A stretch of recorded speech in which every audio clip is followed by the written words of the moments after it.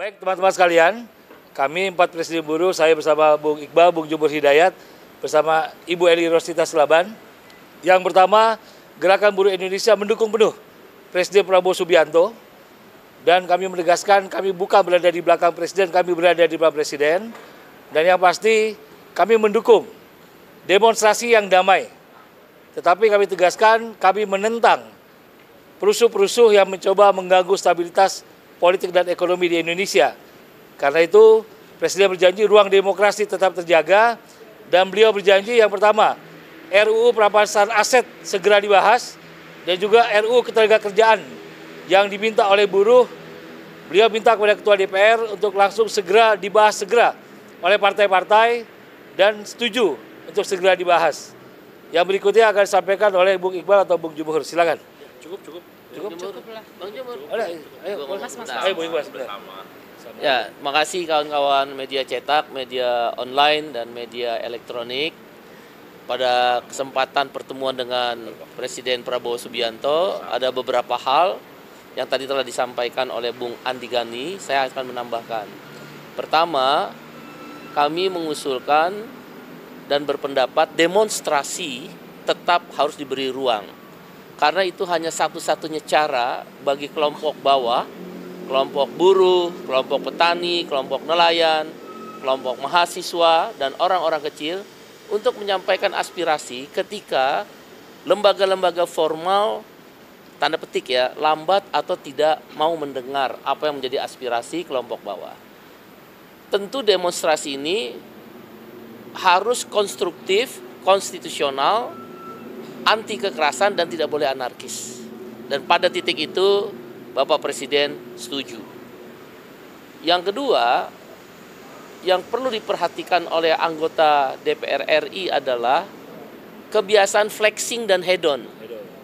Kebiasaan flexing dan hedon di tengah PHK yang merajalela, ojol yang bolak-balik ke DPR, nggak pernah diperhatikan untuk potongan tarif 10%, ya, kemudian upah buruh yang masih rendah, outsourcing yang masih merajalela, banyak orang yang belum punya rumah, orang miskin masih banyak, pengangguran masih tinggi.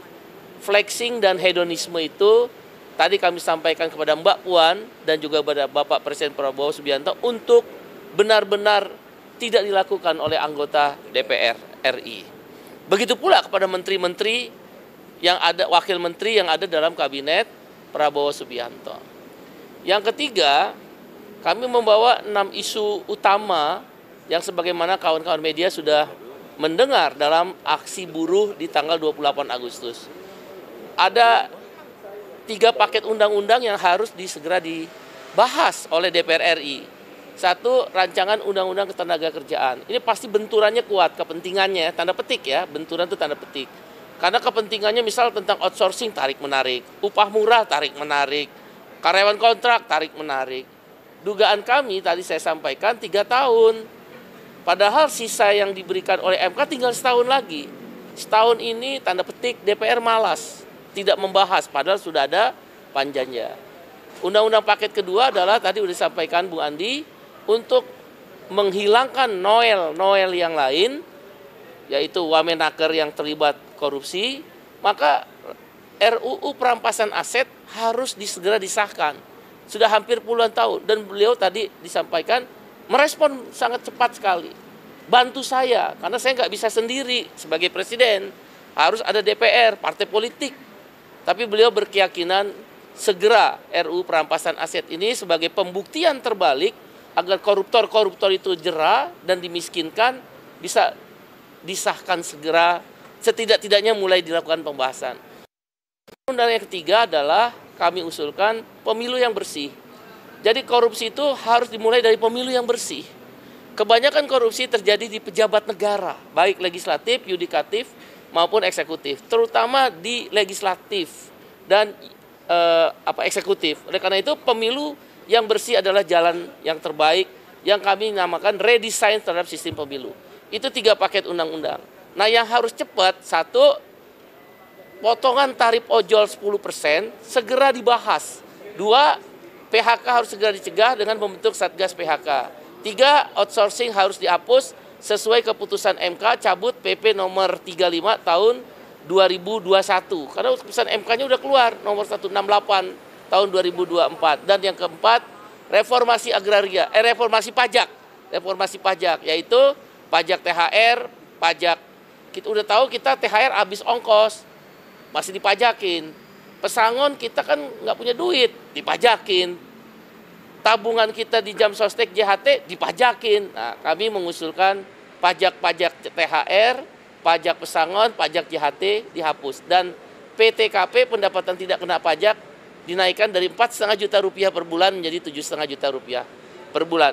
Tapi sekali lagi ada yang bisa cepat, ada yang tidak bisa cepat berproses, terutama rancangan undang-undang. Prinsipnya Pak Prabowo termasuk dari pemuka agama, kawan-kawan mahasiswa, pemuda, organisasi kepemudaan, dan juga beberapa kelompok lain yang diundang, merespon baik. Bahkan suasana sangat cair dari 4:30 sore sampai jam hari ini, sampai jam sekarang. Terima kasih semuanya. Terima kasih.